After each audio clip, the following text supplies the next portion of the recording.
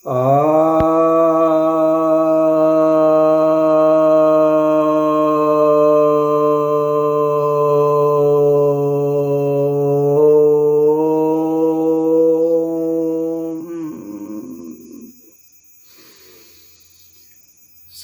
भक्तजनों को सप्रेम नमन। भक्तों, आज आपके कुछ प्रश्न आए हैं, कुछ जिज्ञासाएं हैं,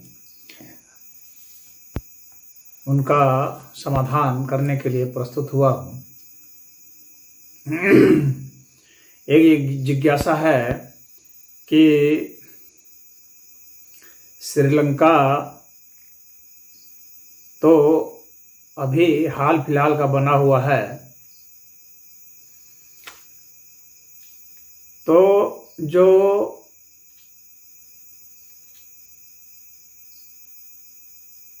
रामायण में लंका का वर्णन है, तो वैसी कोई लंका तो कहीं मिली नहीं है, तो इसका अर्थ है कि रामायण काल्पनिक है।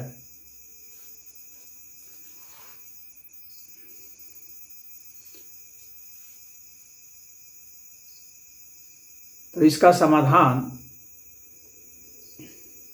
मैं दे रहा हूँ। ऐसा है कि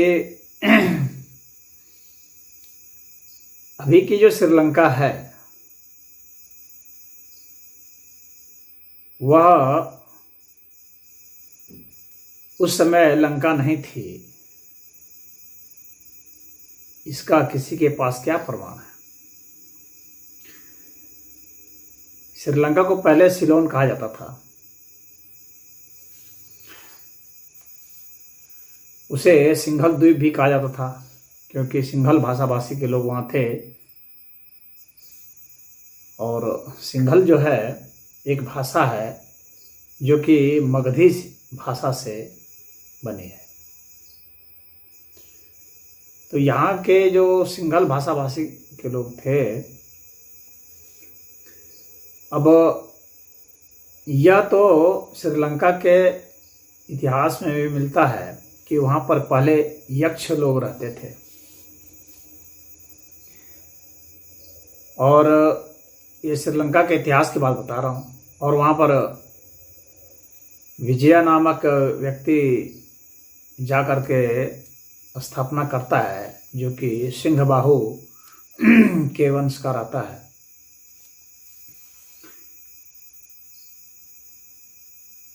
तो वह जो आता है तो वह स्थापना करता है, यहाँ से माइग्रेट करके जाता है भारत से, और वहाँ के लोगों को परास्त करता है जो यक्ष कहलाते थे, और वहाँ स्थापित करता है। तो जाहिर सी बात है कि वहाँ जब यक्ष रह रहे थे, और रामायण में यक्षों के राजा कुबेर को कहा जाता है, कुबेर का जिक्र है, यक्ष का जिक्र है। श्रीलंका को पहले सिलोन कहते थे, कुछ लोग कहते हैं उसको सिंघल द्वीप कहा जाता था, उसका वर्णन है। और कहीं कहीं पर से ताम्रपर्णी भी कहा गया है शास्त्र में। तो अब वहाँ जो रामायण में तो लंका नगरी है, इसका जिक्र है, और उसका जो वृतांत है वह कुछ तो इससे मेल खाता ही है, क्योंकि उसमें वृतांत में तो यह बताया जाता है कि यहाँ से 100 योजन दूरी पर है वह। तो समुद्र भारत से और जो लंका है उसके बीच समुद्र है, यह भी वर्णन है। और वह एक द्वीप में है, चारों ओर समुद्र से घिरा हुआ है, उसका पानी खारा है। इसका स्पष्ट वर्णन है किष्किंधा कांड में। तो ऐसा कोई द्वीप हो जो इस तरह से घिरा हुआ हो और इतनी ही दूरी पर हो, तो ऐसा तो सिर्फ श्रीलंका ही है। और जहाँ तक नाम की बात है, तो नाम तो बदलते रहते हैं, नाम तो रख दिया जाता है। ये अंग्रेजों ने नाम रखा है। तो अंग्रेजों ने ही ये सिलोन बनवाया था। और फिर सिलोन से सिलोन का फिर कहने लगे, फिर वो सिलोन का लंका हो गया। ऑफिशियली ये लंका हो गया 1972 में। फिर 1978 में इसको श्रीलंका कर दिया गया। ये तो अंग्रेजों का ये सब रहा है। अंग्रेजों का सदैव जो है अलग पहचान देने का, विरोधी पहचान देने का, परस्पर और उनको लड़ाने का, उनके आपस में घृणा करा करके अपना जो है उल्लू सीधा करने का इनका सिस्टम रहा है। ये उनके खून में रच बस गया था शासन करने की नीति में। तो उस आधार पर यह नहीं कहा जा सकता है कि आज जो श्रीलंका पहले लंका नहीं रही होगी। क्यों नहीं रही होगी? रह सकती है, नाम तो बदलते रहते हैं। तो उस समय की यह लंका हो सकती है।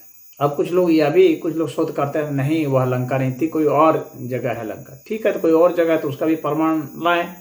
कोई और जगह है तो तत्काल अभी तो कोई प्रमाण मिला नहीं है। अब कुछ लोग तो यहाँ तक कह देते हैं कि कोई बहुत बड़ा तालाब था और तालाब के बीच में वो एक छोटा सा टापू था, वहीं पर रहता था रावण, तो वह लंका थी, लंका वह थी। तो ऐसी लंका तो कहीं मिली नहीं है भाई। तो लंका या श्रीलंका ही लंका रही होगी तब तक जब तक कि हम लोग को एक नई लंका नहीं मिल जाए, वैसी जैसा कि वर्णन किया गया है। अब कुछ लोग कह सकते हैं कि रामायण जो है वह ऐतिहासिक ग्रंथ नहीं है। तो ऐतिहासिक ग्रंथ नहीं है ये आप कैसे कहते हैं? पहले के ज़माने में ऐसा लिख के थोड़ी कहा जाता था कि यह मैं ऐतिहासिक ग्रंथ लिख रहा हूँ। वहाँ तो जो वर्णन किया जाता था, जो सत्य होता था, उसका वर्णन कर देते थे ऋषि महर्षि लोग। ऋषि महर्षि लोग सत्य का वर्णन कर देते थे। ऐसा कह के नहीं कि इतिहास ग्रंथ लिखा जाएगा। इस तरह यहाँ पर कोई विभाजन नहीं माना जाता था। लेकिन हाँ, जहाँ पर वंशों की बात होती थी, युद्धों की बात होती थी, उसको लोग इतिहास ग्रंथ मान लेते थे। वहाँ के लोगों के विषय में वर्णन करना, खान पान रहन सहन के विषय में वर्णन करना, तो इतिहास ग्रंथ इस आधार पर कह दिया जाता कि भाई महाभारत को भी इतिहास ग्रंथ मान लिया गया। लेकिन उसी महाभारत में गीता भी तो है। तो ये जो रामायण है वाल्मीकि का, जो प्रामाणिक व्यक्ति होता है वो प्रामाणिक बात लिखता है। हाँ, कवि है तो ठीक है, उसमें से कुछ ऐसी बात हो सकती है कि कवि जो है कुछ अलंकारिक भाषा का प्रयोग करते हैं, कुछ छुपी हुई भाषा का प्रयोग करते हैं, कुछ छुपे हुए मीनिंग अर्थ का प्रयोग कर देते हैं, वो अलग संदर्भ में कह देते हैं, वो बात दूसरी है। लेकिन जब वो वहाँ पर स्पष्ट कहा जा रहा है कि समुद्र है, खारे समुद्र है, इतनी दूरी है, ऐसा ऐसा नगर है, तो उसका वर्णन किया जा रहा है, तो उसको गलत नहीं माना जा सकता है। भारत का उस द्वीप के साथ निश्चित ही कुछ आने जाने का क्रम जारी रहा होगा और उसको हटाने की भी व्यवस्था रहती होगी कि जिस चीज़ से वे आते जाते रहे होंगे, या तो नाव से भी आते जाते रहे हों, तो नावों को हटाने की व्यवस्था रही होगी।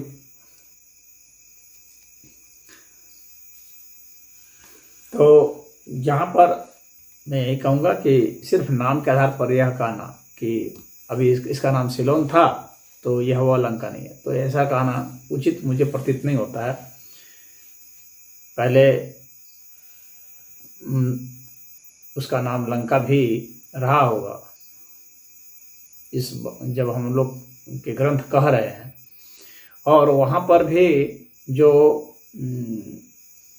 ग्रंथ मिले हैं तो वे अधिकतर तो बौद्धों के ग्रंथ हैं, महावंश, दीपवंश वहाँ पर लिखे गए थे। तो उन ग्रंथों में भी जो जिक्र है, और बहुत सारे सिक्के मिले हैं जो लंकेश्वर के नाम से है। तो लंकेश्वर के नाम से सिक्के मिलने का मतलब क्या होता है? जो कि बहुत पुराने ज़माने के हैं, मतलब कि ईसा पूर्व के हैं। तो ईसा पूर्व के जो सिक्के हैं उसमें लंकेश्वर का नाम आना का मतलब स्पष्ट है कि लंका का ईश्वर, उसी को लंकेश्वर कहा जाएगा। तो जो सिक्के मिले हैं वे तो प्रमाण यही बता रहे हैं, फिर कैसे हम कह सकते हैं कि लंका नाम की कोई चीज़ नहीं रही होगी। भाई सिक्कों में तो प्रमाण मिलेगा ही, सिक्के को तो प्रमाण मानेंगे। तो जब कोई चीज़ ग्रंथ में भी मिल जाए और सिक्कों में भी मिल जाए, अभिलेखों में मिल जाए और कहीं पर चित्रण किया हुआ भी मिल जाए, तो फिर तो इतिहास के नज़रिए से वह प्रमाण के तहत ही आ जाता है। तो इसमें इतना ही, ज़्यादा कुछ विशेष बात करने की है नहीं। ओम।